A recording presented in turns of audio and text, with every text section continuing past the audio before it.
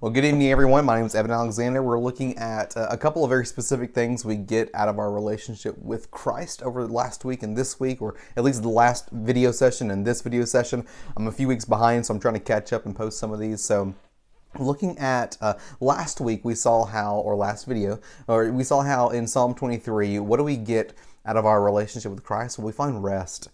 We find just this refreshing, renewing status in life of having a shepherd who protects and provides and directs us throughout all things we endure and go through.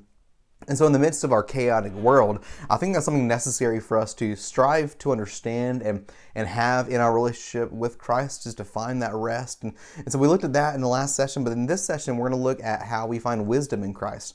We essentially live in a golden age of knowledge and information.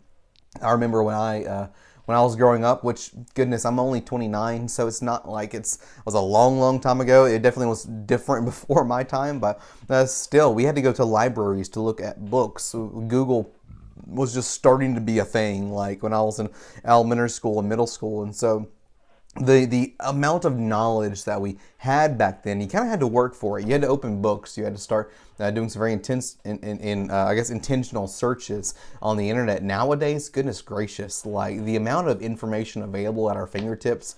I mean, you don't have to watch the roll bar at the bottom of the screen to see who won a sports game. You don't have to see, like for school closings, you don't have to watch the news to watch it all come across. You get push notifications on your smartphones. You can open up Twitter or Instagram or just even Google.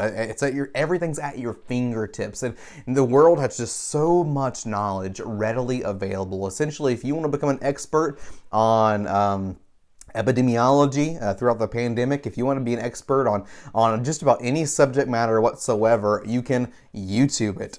You can find out how to do everything you want to do at the tip and touch of your fingers. I mean, last night I changed the screen on my iPad just by watching a YouTube video, and it took me a little longer than it probably should, but by golly, I was able to fix it myself instead of having to pay for a repair.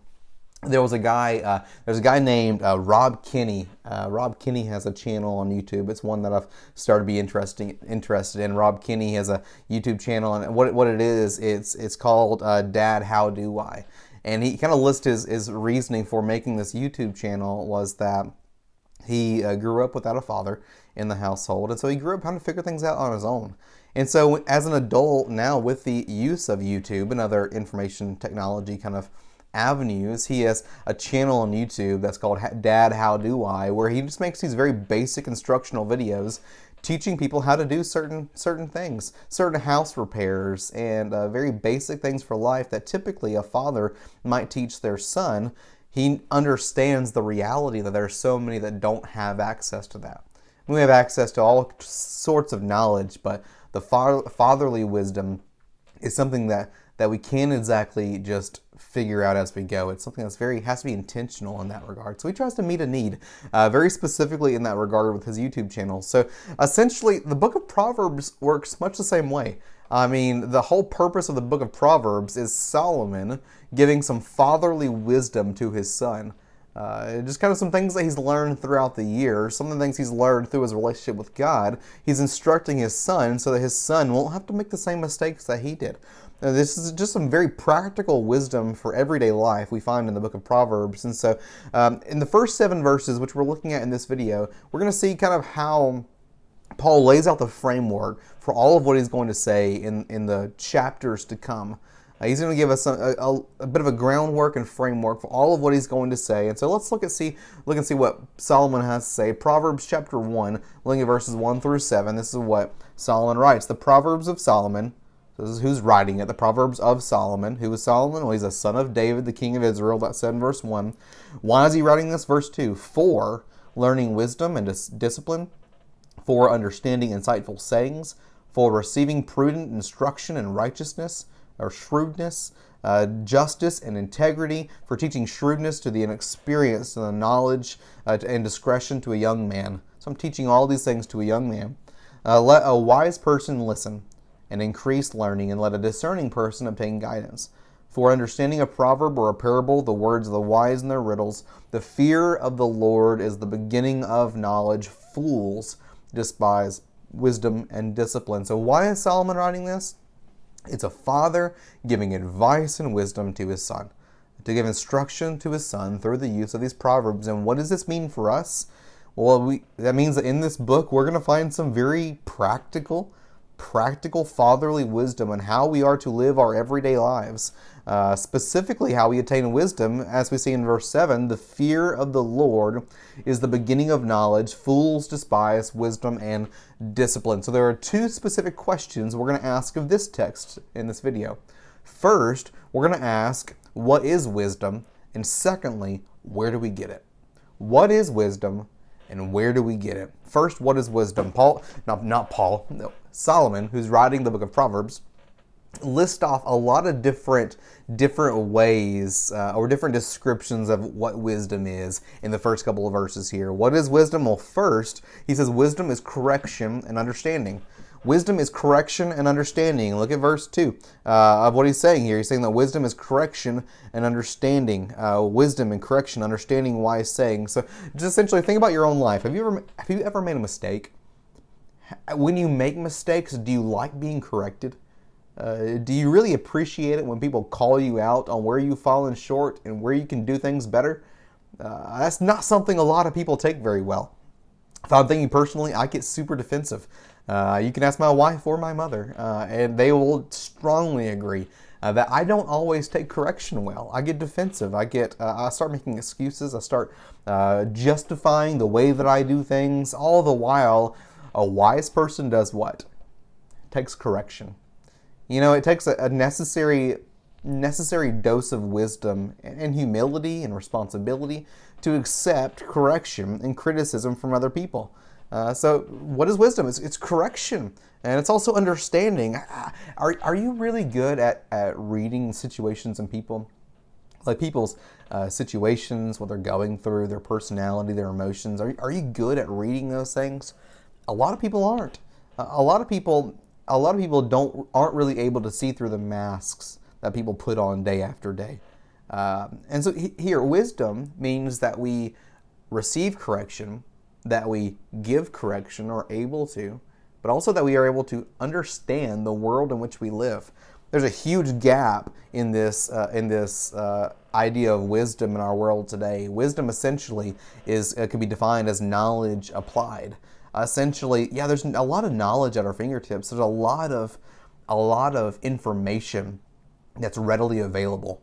But being able to apply that knowledge to actual situations in the world around us, to correct, to receive correction, and to understand is a huge gap. Not many people do this well.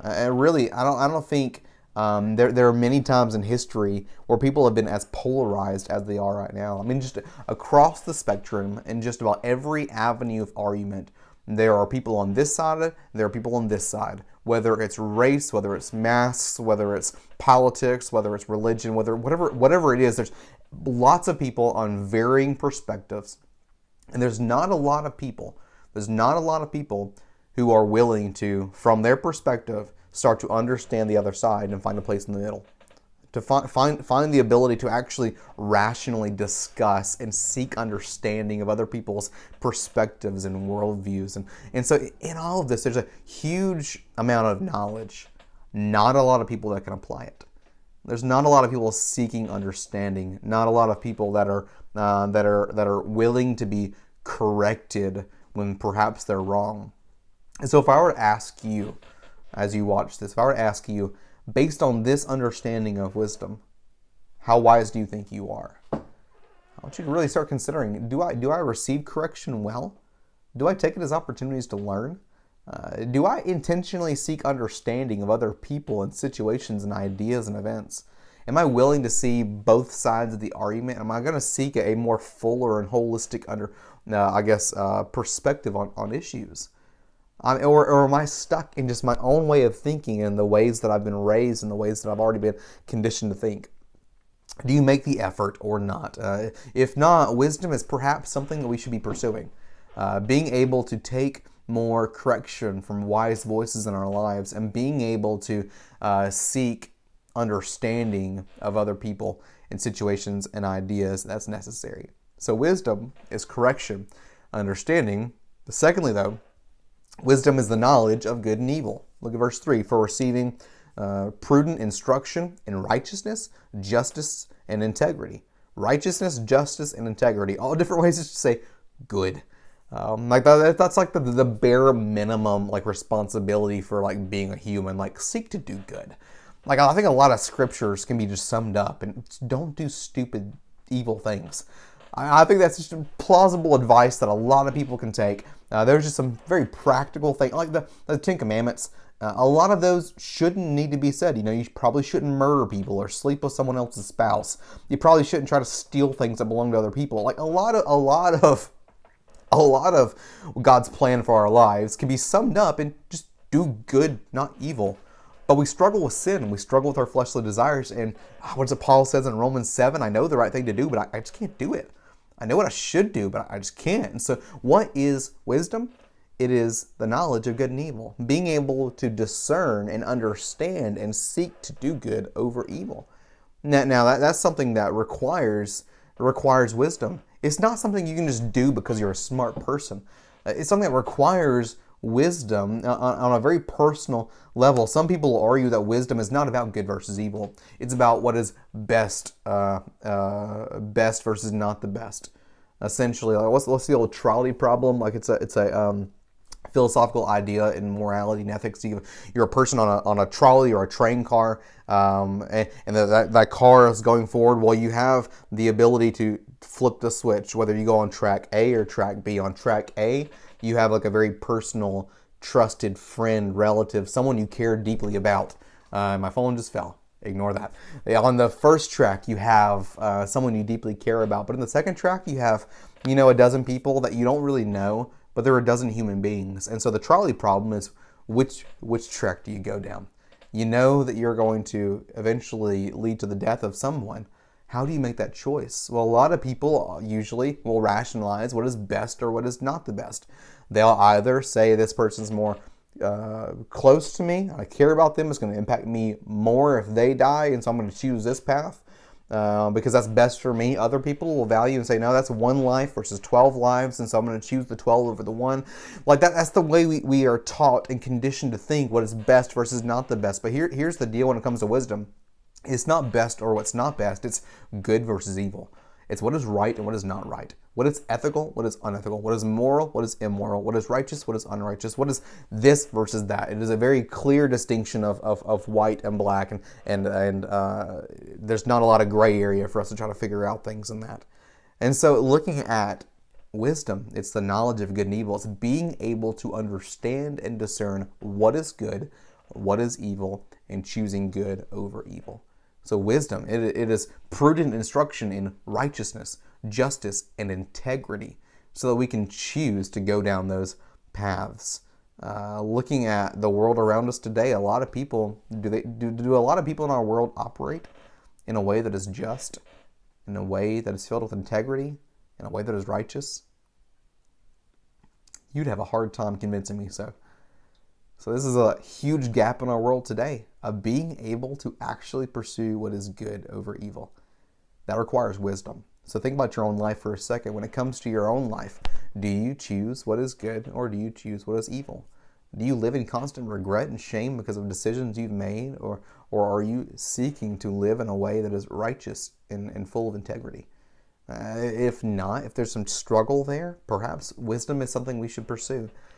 Wisdom is also, we'll move on to verse 4, discernment.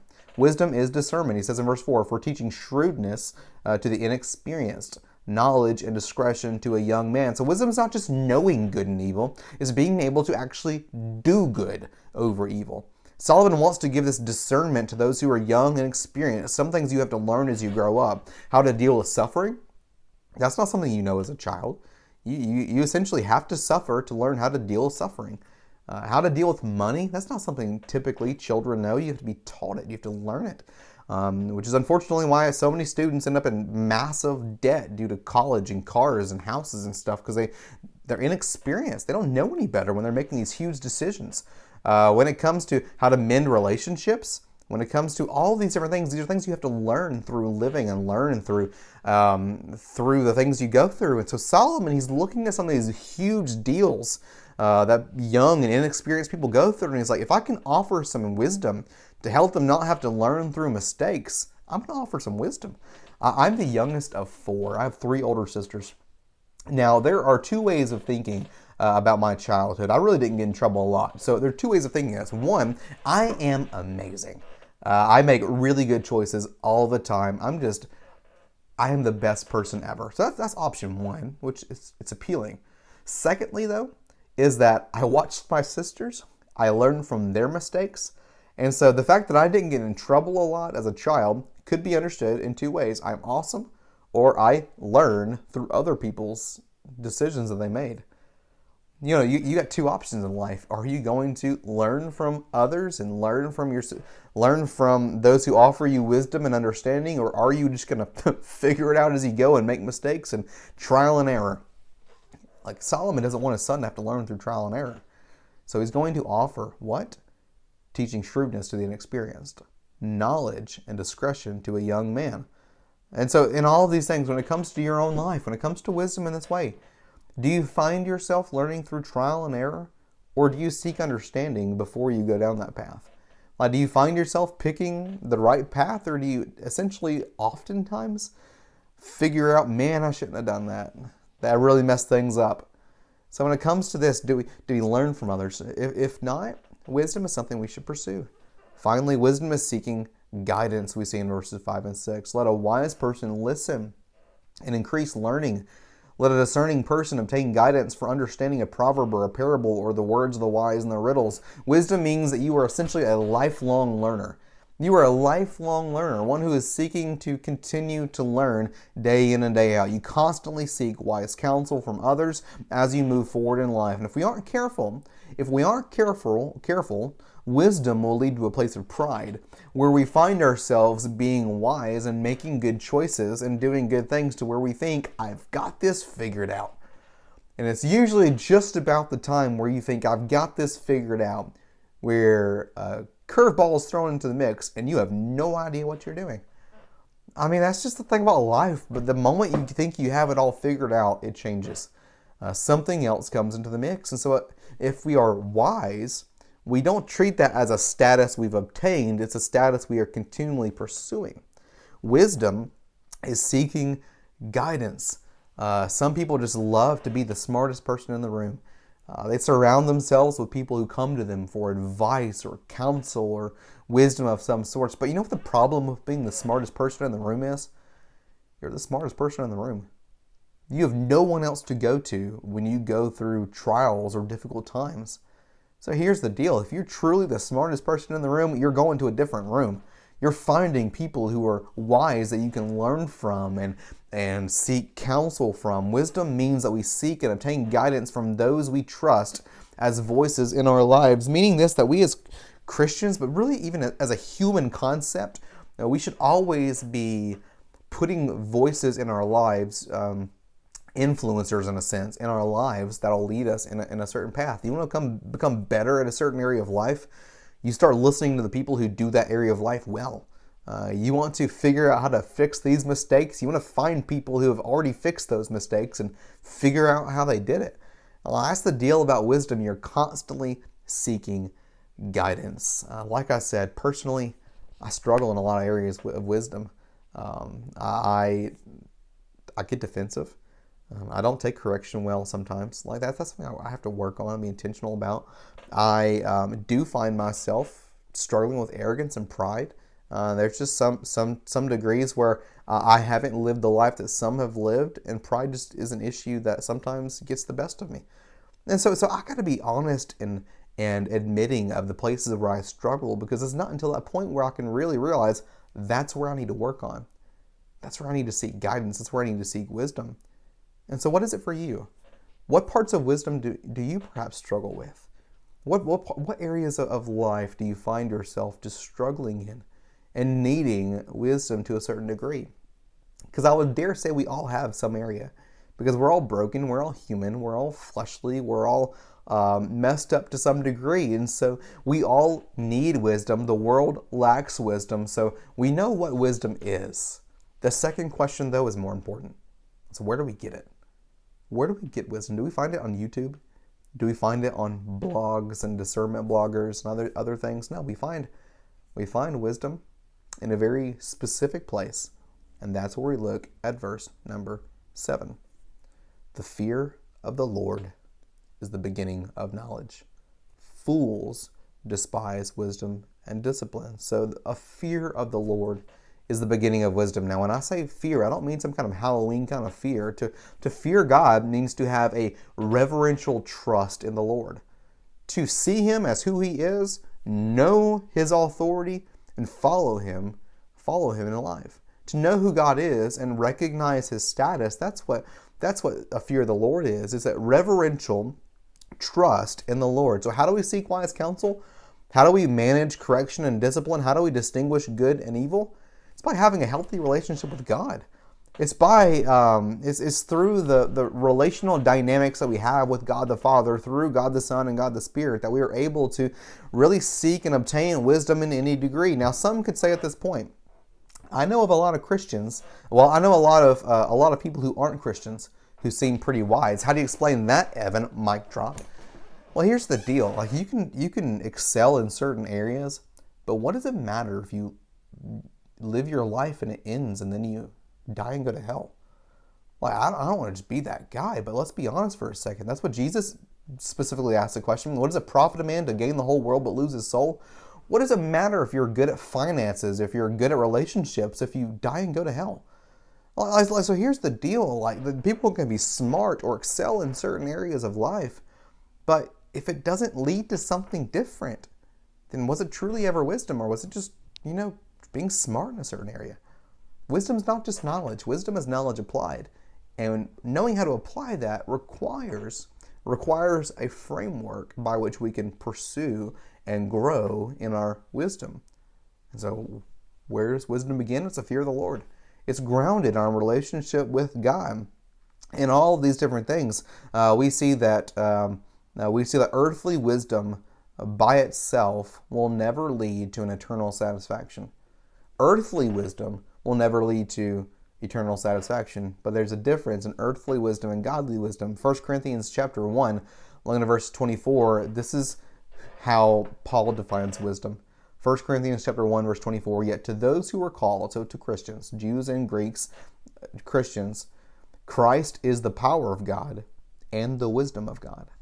So Jesus Christ, the one who saves our souls, the one who redeems us and gives us rest, the one who guides us in righteousness, Solomon wants his son to understand that wisdom will not be attained through the world. It can only be attained through a relationship with the Lord.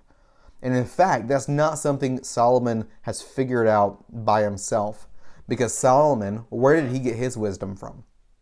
Well, there's a passage in 2 Chronicles chapter 1 where we see that recorded. Solomon was a king over Israel, and he had found some favor in the Lord to where the Lord essentially said, Solomon, ask me anything you want and I'll give it to you. Now most earthly people, like if you suffer with the genie problem, like I watched Aladdin with my daughter the other day. If you're wondering, if I had 3 wishes, how do I spend them? A lot of people wish for true love, wish for someone to come back from the dead, wish for a lot of money, a lot of power. Even Aladdin, he wishes to be a prince, and then all the other parts of his story, it's irrelevant. Solomon, though, given the choice of what he asked from God, verses 11 and 12, this is what we see. God said to Solomon, since this was in your heart, and you have not requested riches, wealth, or glory, or for the life of those who hate you, and you've not even requested long life, but you've instead requested for yourself wisdom and knowledge, that you may judge my people over whom I have made you king. Wisdom and knowledge are given to you. But I'm also going to give you riches, wealth, and glory, unlike what was given to the kings who were before you, or will be given to those after you. So Solomon was given the opportunity to receive anything from the Lord, but what did he ask for? Wisdom and knowledge, that I might do right by you, God. Solomon understood. Wisdom only came from the Lord. Wisdom only came from the Lord. So here's the deal. When it comes to the wisdom that Solomon is going to offer to his son, these aren't just, pithy sayings that the world has come up with. Like, these are things that guide you in your everyday walk with the Lord, in your everyday walk of life. Proverbs, man, it's a treasure trove of just guidance and advice and wisdom on how we as Christians live day by day. There's a reason why even lost people and people who aren't Christians will go still to the Proverbs to find just the wisdom that's therein. Why? Because it's from the Lord. It leads us to things that are wise and righteous and from God Himself. And so here's the deal. What do we receive out of our relationship with God when we pursue Him well? Well, last session, Psalm 23, we find rest. And man, in such a chaotic world, rest is needed. But in this passage, we see that in our relationship with God, we find wisdom. And if you want to be set apart from all the different, I guess, other paths that people take in life, you want to stand out amongst the crowd, be wise. Be someone who seeks after wisdom, because you won't learn through trial and error. And goodness, I know a lot of people that, man, they figured out a lot of life lessons after they were thrown in jail, after they had multiple unplanned pregnancies, after they got into drugs and suffered from addictions. There's people who learned their lessons, but way too late. Not necessarily way too late, but later than they probably desired, they wish they had. Instead, Solomon, he doesn't want his son to learn that way. And so he gives this wisdom to his son. And we, in turn, as believers, have access to the same wisdom. Because God loves you. God cares about you so much to where He doesn't want you to learn through mistakes. He doesn't want you to learn through trial and error. Instead, He wants to give you all that you need to make good, wise decisions for Him. Wise decisions that will impact your day-to-day life. So in conclusion, I'm not asking if you're smart. I'm not asking if you make good choices. I'm asking, do you have a healthy relationship with God? And are you trusting Him day by day with everything you go through? If not, you're missing out on so much wisdom, because God loves you. He's got a wonderful plan for your life. He doesn't want you to needlessly suffer. Instead, He wants you to learn in the ways that He has given you to learn and be wise. And so perhaps if you're like me, you have some room for growth. Today, I just want to encourage you, seek wisdom in the Lord. Really focus on your relationship with God. And typically when we work things out vertically with God, He starts to work things out horizontally in our relationships with others and all the different other parts of our lives. And so I want to encourage you, if wisdom is something you struggle with, I can tell you there's only one place to get it. And I hope that you pursue the Lord and make wise decisions in Him. God loves you. He has a plan for your life, and He's given you everything necessary to make wise decisions in Him. But the question for us is, will we do it? God bless you. Have a good week.